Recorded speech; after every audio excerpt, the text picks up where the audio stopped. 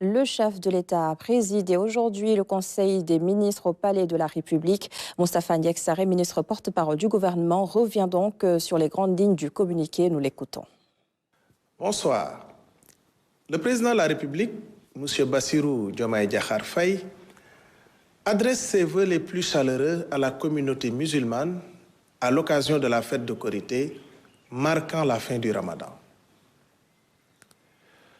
Ce 2 avril 2025 marque la première année d'exercice du pouvoir. Le chef de l'État salue ainsi le travail de qualité accompli par le Premier ministre Ousmane Sonko et son gouvernement dans tous les secteurs de la vie socio-économique, incluant la maîtrise des coûts des denrées de consommation régulières. À titre illustratif, le prix du kilogramme du riz est passé de 450 francs CFA à 350 francs CFA, soit 5 000 francs de pouvoir d'achat supplémentaire rendus aux consommateurs sur le sac de 50 kg. L'amorce de la deuxième année de gestion du pouvoir doit favoriser le déploiement accéléré des réformes, projets et programmes dans tous les ministères, avec un focus sur la souveraineté alimentaire à travers la préparation de la campagne agricole 2025 et révision de la loi agro-sylvo-pastorale, sur les services sociaux de base, notamment l'accès à l'eau, à l'électricité et à la couverture sanitaire universelle. Sur l'éducation, pour un bon déroulement des examens et concours. Et enfin, sur l'emploi des jeunes à travers la finalisation du pacte de stabilité sociale et la tenue d'une conférence sociale en avril. Le président de la République insiste sur l'assainissement des finances publiques et sur la restructuration du système économique et financier afin de renforcer la crédibilité du Sénégal. La fête nationale du 4 avril 2025 honorera nos forces de défense et de sécurité ainsi que la jeunesse sénégalaise.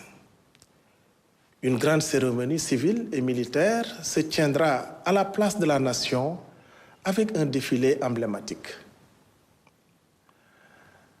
En reconnaissance de son rôle historique, le boulevard Général de Gaulle à Dakar sera rebaptisé boulevard du président du Conseil Mamadou Dia, l'un des pères de l'indépendance.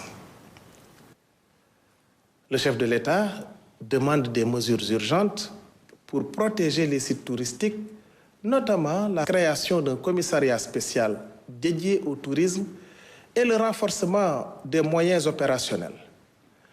Un conseil interministériel sera organisé pour relancer ce secteur clé pour l'économie nationale.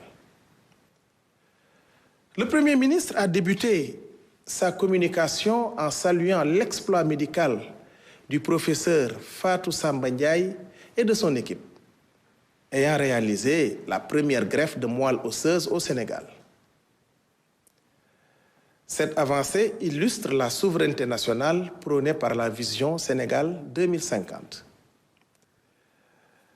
Sur le point relatif au loyer et face aux tensions persistantes dans ce sous-secteur, malgré la réglementation en vigueur depuis 2014, le Premier ministre a appelé à une analyse approfondie des dysfonctionnements.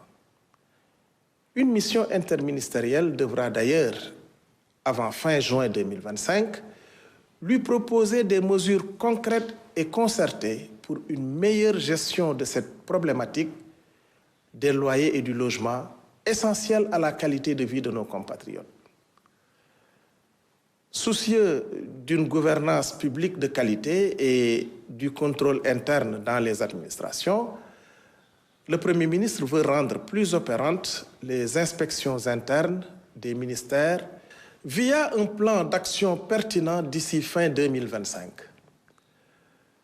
Les membres du gouvernement, quant à eux, devront d'ores et déjà faire le point du suivi des actions de contrôle interne dans leur département, tout en s'assurant du déroulement du programme établi pour l'année en cours. Je vous remercie de votre attention et vous souhaite une excellente soirée. Et à l'occasion de la fête d'indépendance, le président de la République